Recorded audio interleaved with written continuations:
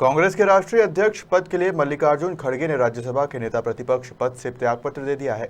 अब कांग्रेस के पास राज्यसभा में नेता प्रतिपक्ष बनाने के लिए चेहरों की तलाश शुरू हो गई है, जिसमें मध्य प्रदेश के कद्दावर नेता और पूर्व मुख्यमंत्री दिग्विजय सिंह का नाम प्रमुख रूप से आ रहा है। वहीं पूर्व मंत्री सज्जन सिंह वर्मा ने कहा कि मल्लिकार्जुन खड़गे का दक्षिण भारत के संगठन को मजबूत करने के लिए प्रयास सफल रहेगा, जिस तरह से वह राष्ट्रीय अध्यक्ष पद के लिए नामांकन दाखिल किए हैं। खड़गे हो चुके हैं, लेकिन अब राज्यसभा में नेता प्रतिपक्ष के तौर पर उन्होंने इस्तीफा दे दिया है। तो अब क्या लगता है, राज्यसभा में क्या दिग्विजय सिंह नेता प्रतिपक्ष होंगे?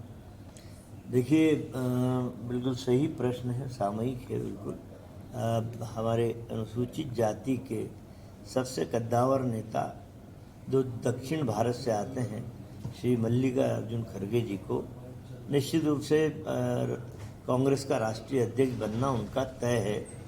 तो साउथ का एक पूरा इलाका हमने, उनका बड़ा प्रभाव है मल्लिकार्जुन जी का। तो इस बहाने अब चूँकि उन्होंने आज राज्यसभा के नेता प्रतिपक्ष का से इस्तीफा दे दिया है, तो मैं समझता हूँ कि अब हमारी कोशिश उत्तर भारत को साधने में होना चाहिए। उत्तर प्रदेश है, बिहार है, इस तरह के बड़े राज्य जो हिंदी भाषी हैं, वहाँ पे जैसे उत्तर प्रदेश में प्रमोद तिवारी जी वरिष्ठ नेता हैं, और बिहार में यदि हम महिला की बात करें तो रंजीता रंजन बड़ी कद्दावर नेता हैं, बड़ी बोल्ड नेता हैं। सुरजेवाला जी हैं, और हमारे दिग्विजय सिंह जी हैं। उनको अभी भारत जोड़ो यात्रा का बड़ा महत्वपूर्ण दायित्व राहुल जी ने दिया हुआ है, उसमें बड़ी मुस्तैदी के साथ दिग्विजय सिंह जी लगे हुए हैं। भारत जोड़ो के साथ साथ जो भारतीय जनता पार्टी के खिलाफ पूरे देश में गलत नीतियों के खिलाफ जो आंदोलन होना है, पूरे भारत का इंचार्ज भी दिग्विजय सिंह जी को बना रखा है। तो ये मोटी मोटी बात है कि उत्तर प्रदेश बिहार तरफ से सोचा जाएगा, मैं ऐसे समझता हूँ।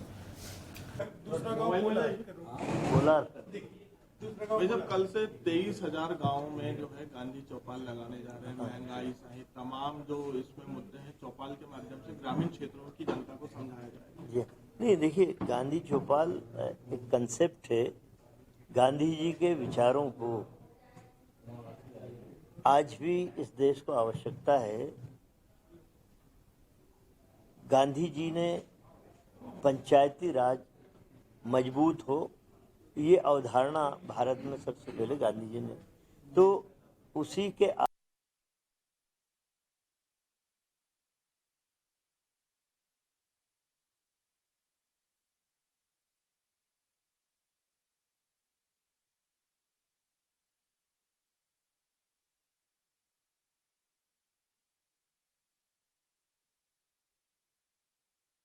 आम से किसानों से कनेक्ट होंगे और अपनी बात करेंगे, और वो किस तरह के वातावरण में रह रहे हैं, क्या कठिनाइयाँ हैं, उन पे चर्चा करके चौपाल पे बैठ के, ताकि एक संवाद की स्थिति बन सके और उनको लगे कि कोई सुनने वाला है। इसलिए हम गांधी चौपाल का आयोजन करते हैं। गांधी चौपाल के कल ही दिख गया चिंतन बीजेपी का, तो खेमेबाजी दिख गई कल। कोई सिंधिया जी के घर भागे जा रहा है, कोई किसी के घर भीड़ इकट्ठी हो रही है, कर रहे हैं अलग अलग खेमेबाजी में। यहीं दिख गई, यहीं चिंतन दिख गया बीजेपी का कि अपने अपने छत्रपों के नाम का महिमा मंडन करने के लिए बैठक रख रहे हैं राता पानी में। अरे भाई, बैठक करना तो इतने बड़े बड़े हाल तुमने बनाए, यहाँ कर लो, खैर कोई बात नहीं, राता पानी करना है।